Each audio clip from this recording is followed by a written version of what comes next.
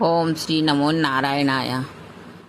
తులసమ్మ దగ్గర దీపం సంధ్యావేళప్పుడైనా తెల్లవారైనా ఎందుకు పెడతారు? గుమ్మం ముందు నీళ్ళు ఎందుకు పెడతారు? ప్రతి ఇంట్లోని పాతకాలంలోని ఆవు ఉండేది. ఎందుకు కట్టుకుంటారు ఆవు?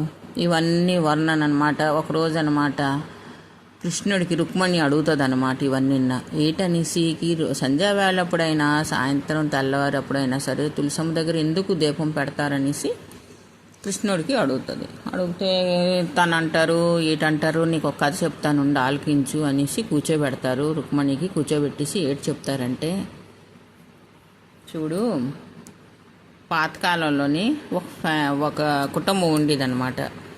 తల్లి అంటే భార్య భర్త, కానీ వాళ్ళకి అన్నీ ఉండేవి. డబ్బు, ధనం, హోదా, మంచి పేరు, ప్రఖ్యాతి అన్నీ ఉండేవి, కానీ సంతానం లేదు. వీళ్ళిద్దరు అన్నమాట ఇన్ని ఉండి కూడా సంతానం లేదు కదా అని చాలా బాధపడుతుండాల. కానీ ఏడు చేస్తాం అనేసి ఎన్ని వైద్యులు, మందులు, మాకులు అన్నీ చేశారు, కానీ అక్కడ వాళ్ళకి ఏటి అనిపించలేదు. ఒకరోజు అన్నమాట ఎలాగో తెలిసింది, ఫలానా పర్వతం దగ్గర వశిష్ఠ మహాముని కూర్చొని ఉంటారు, తన దగ్గరికి వెళ్తే మీకు ఏదైనా సరే చెప్తారు అనేసి అంటే వీళ్ళిద్దరు మొగుడు పిల్లలు అక్కడికి వెళ్తే అంటారు, నువ్వు ఏంటి కాదు, సంతాన యజ్ఞం చెయ్యండి, మీకు బాగా ఫలిస్తుంది అంటే చాలా బాగా అందరికి పిలిచేసి భోజనాలు భజంత్రులతో భోజనం చెప్పేసి మహాపండితులకు పిలుస్తారు. మహాయజ్ఞం చేయడంతోనే అక్కడ మహామునులందరూ వీళ్ళకి ఆశీర్వాదం ఇస్తారు. ఆశీర్వాదం తథాస్తు అంటారు, సంతాన ప్రాప్తిరస్తు అంటారు. అనేసి సరదా అయిపోతారు. ఈ ఇద్దరున్న భార్యాభర్తలు చాలా సరదా అయిపోతారనమాట. కానీ అందులో ఒక మహాముని ఏంటంటారంటే, చూడు, నీకు బాబు అయితే పుడతాడు, ఇది కంపల్సరీ, కానీ ఆ బాబు వయసు 18,000 ఉంటుంది, అంతకన్నా లావు ఉండదు అంటారు. అంత సంతోషం అంతా ఒక్క నిమిషంకి అలాగ ఉండిపోతారు వాళ్ళు. మంచి వయసు వచ్చిన టైంలోనే నా బాబు ఉండడానికి మీరు ఎలాగ అంటున్నారంటే, మరి అదే నీ విధిరాతుంది అనేసి వెళ్ళిపోవడంతో వీళ్ళిద్దరు అనుకుంటారు, పోనీలే ఎంతో ఒక కాలం అన్నమాట ఈ పిల్లడితో మనం సర్దుకుంటాము, సరదాగా ఉంటాము, ఆడుకుంటాం, పాడుకుంటాం అనేసి ఏదో అనుకొని ఒక బాబుకి జన్మిస్తారు. బాబు అయితే పుడతాడు, అందమైన పిల్లడు, చంద్రమా కాంతితో పిల్లడు పుడతాడు. ఆ పిల్లడితోని దినము రాత్రి మరి కొన్ని పనులు చేయకుండా ఈ పిల్లడు అనమాట 18 సంవత్సరాల్లో వెళ్ళిపోతాడు కదా అనేసి ఇద్దరు భార్యాభర్తలు అనమాట ఆడుకొని చాలా బాగా అనమాట ఆడుకొని పాడుకొని చాలా టైం అనమాట తనతో గడుపుతారు. అలాగ నాకు 15 సంవత్సరాలు వెళ్ళిపోచ్చాయి. 15 సంవత్సరాలు వస్తుంటే వయసు మించిన పిల్లడు పెద్దోడైపోయాడు, చక్కగా అందంగా తయారయ్యాడు.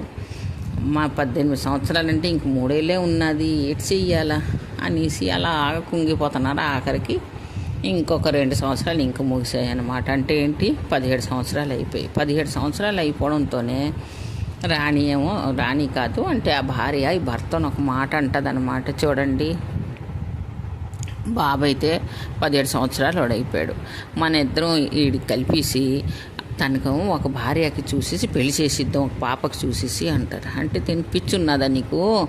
ఎందుకు మనం చేస్తాం అలాంటి పనులు? మనకు తెలుసును మన బాబు ఇంకొక సంవత్సరం బ్రతుకుతాడనేసి మనం ఇలాంటి పనులు చేస్తే మనకు పాపం తగులుతుంది. అంటే చూడండి, మనం మచ్చట్లు ఎప్పుడు చూడాలా? అవతలకి తెలియదు కదా, మనం అబద్ధం ఆడేసి వీళ్ళకి చేద్దాము, మన సరదా కూడా తీరిపోతుంది అనేసి అండంతోనే ఈ భర్త కూడాను తన మాటల్లోని పడిపోయి అనమాట ఒక మంచి ఆడపిల్లకి చేసేసి ఆ పెళ్లి చేసిస్తారు. దాన్ని దనాయించుకొని పెళ్లి చేసిస్తారు. మంచోళ్ళు, డబ్బుగలోళ్ళు, హోదా ఉన్నోళ్ళు, అన్నీ తెలిసిన వాళ్ళు కదా, మస్తుగా పెళ్లి చేస్తారు.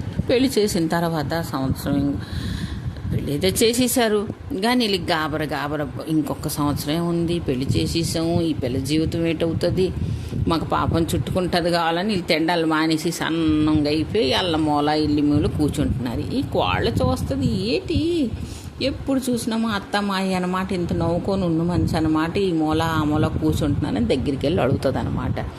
ఏటయింది మీకు, మీరు అన్నాలు తినడం మానేశారు, మూల కూర్చుంటున్నారు, ఏదో చింతిస్తున్నారు అనేసి అంటే, ఏం కాదమ్మా, ఏం కాదు, 4-5 రోజులు కలిగే అండంతోనో ఒక రోజు కూర్చొని వాళ్ళిద్దరికి ఎదురు కూర్చోబెట్టి అడిగింది, నాకు చెప్పండి మీరు ఏదైనా సలహా అంటే ఇలాగ చెప్తారు, మాకు క్షమించమ్మా, మేము ఇలాగ తప్పు చేసాం. ఏడు తప్పు చేశారు, ఇలాగ అయింది మాతోని, మాకు పిల్లలు పుట్టకపోతే ఇలాగ మేము యజ్ఞం చేసాము, బాబు పుట్టాడు కానీ 18 సంవత్సరాలే, మేమన్నమాట ఇలాగా నీతో అబద్ధం ఆడి పెళ్లి చేస్తాం. వస్తే అంతేనా, అంత పెసరు మాటకి మీరు ఇంత బాధపడిపోతున్నారా, ఏమవుదు మీ కొడుకు ఏమవుదు అనేసి తను వాళ్ళ మామకు అంటది. మామగారు మీరేమో నాకు అప్పుడు పాతకాలంలో ఏంటంటే ఇంట్లోని కొన్ని వస్తువులు ఉండేవి కాదనమాట. అయితే ఎలాగో ఒకలా కాలక్షేపం చేసి అన్నీ ఉన్నా సరే, బోల్డ్ డబ్బు దానం ఉన్నా సరే, ఏవైనా సరే కొన్ని ఉండేవి కావు ఆ టైంలోనమాట. అయితే నాకు ఒక కొత్త చెంబు తెచ్చి ఇచ్చేయండి, ఒక దీపం తెచ్చి ఇచ్చేయండి, ఒక ఆవు తీసుకొని రండి అంటది. ఎందుకమ్మా అంటే మీరు తేండి మీకు చెప్తాను అంటది. తీసుకొని వస్తాడు. రెండో రోజు అనమాట ఆ నీళ్ళతో నింపేసి గుమ్మం ఎదురుగన్న ఆ నీళ్ళు నింపేసి, ఇప్పుడు ప్రస్తుతం అలా కాదు, ఒక ముందు తులసమ్మ దగ్గరికి వెళ్ళేసి ఒక దీపం పెడుతుంది. దీపం పెడితే సాయంత్రం ముగిస్తే యముడు అనమాట అంటాడు, ఇవాళతో నాడు టైం అయిపోయింది వెళ్ళండి అని దోతలకు పంపిస్తాడు. 2 దోతలకు పంపిస్తాడు. ఈ దోత వస్తే ఆ తులసమ్ముని దగ్గర దీపం దుందుండు అనేసి వెళ్తుంది అనమాట. యమదూతల దగ్గరికి వెళ్ళిపోయి, నేను ఇక్కడ కాసుకొని ఉన్నాను, మీరు ఎలాగ లోపలికి వెళ్తారు, మీరు వెళ్ళడానికి వీలు లేదు అంటది. అంటే లేదు, మాకు యముడు అనమాట ఆజ్ఞించున్నాడు, మేము వెళ్ళేసి తన ప్రాణాలు తీసుకొని వెళ్ళాలా అంటే, నేను ఉంటుండగాను నాకు ఎలా చేశారు, మీరు కానీ వెళ్ళారంటే మీకు ఈ అగ్నితో మీకు భస్మం చేసిస్తాను, ఏం అక్కర్లేదు అన్నంతోనే వాళ్ళు జడిసిపోతారు. ఎందుకంటే అగ్ని చాలా అన్నమాట పవర్ఫుల్ అనమాట. అది కానీ ఆలోచించిందంటే పూరా మంట పెట్టిస్తుంది. చూశారు కదా శ్రీరాముడు సీతమ్మకి తీసుకోవడానికి వెళ్ళేసరికి అనమాట హనుమాన్జీ ఎలాగ చేశారు. అగ్నిదేవత అంత పవర్ఫుల్. వీళ్ళు వెళ్ళిపోతారు, వెనక్కి తిరిగి యముడితో చెప్తారు.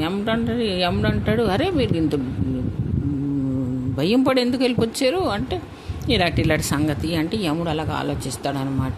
ఇలాంటి పనులు చేశారు మీరు అనేసి మళ్ళీ ఒక 4 పంపిస్తారు, వెళ్ళండి అనేసి. అప్పుడే తెల్లారుజామునమాట.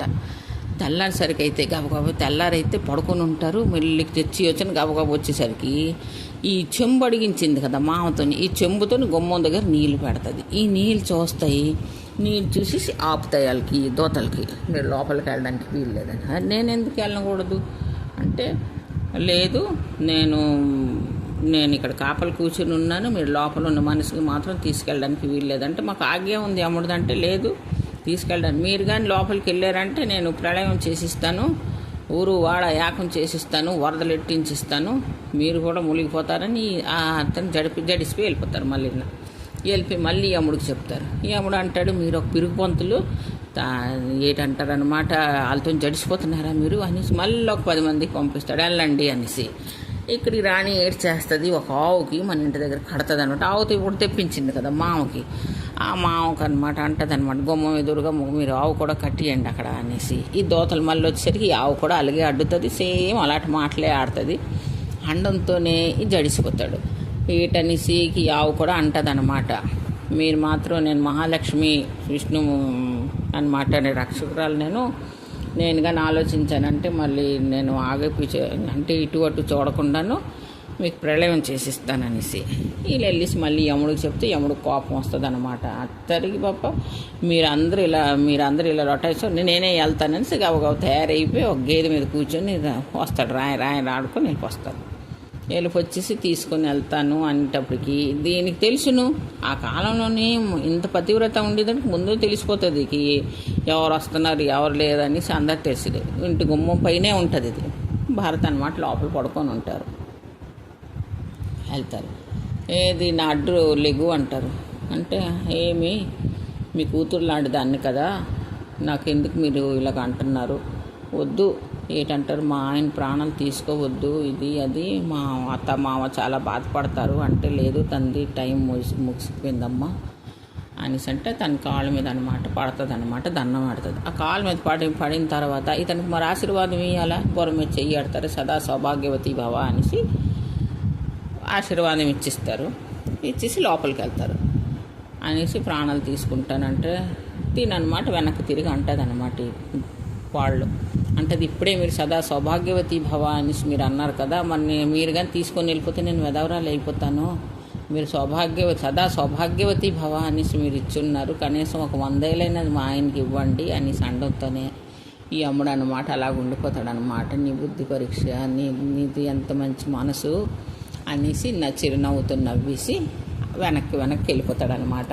అంటే అంత పవర్ అనమాట పతివ్రత స్త్రీది. రెండోది ఏంటంటే ఈ గుమ్మం దగ్గర నీళ్ళు, ఆవు కట్టడం, ఇంకా తులసమ్మ ఇంటి ఎదురుగా ఉండడం. మీరు ఒక మాట తెలుసా, ఏ ఇంట్లోనైతే తులసమ్మ ఉన్నదంటే వాకట్లోని యముడు రాడంట. అంత పవర్ఫుల్ తెలిసిందా.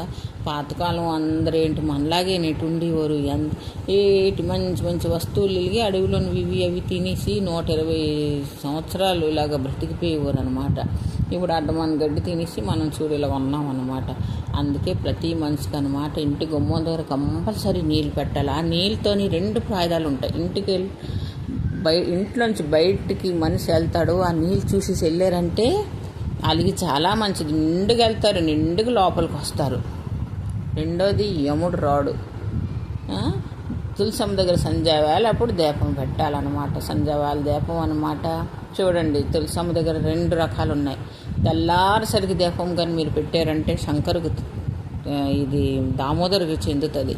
ఇది మీకు తెలిసిందే, విష్ణుమూర్తి తీసుకుంటారు. సూర్య ఉదయించక ముందు దీపం. రెండవది అనమాట సూర్య ఉదయించిన తర్వాత అనమాట శంకరుకి చెందుతుంది. సంధ్యాదీపం అనమాట లక్ష్మీదేవికి చెందుతుంది.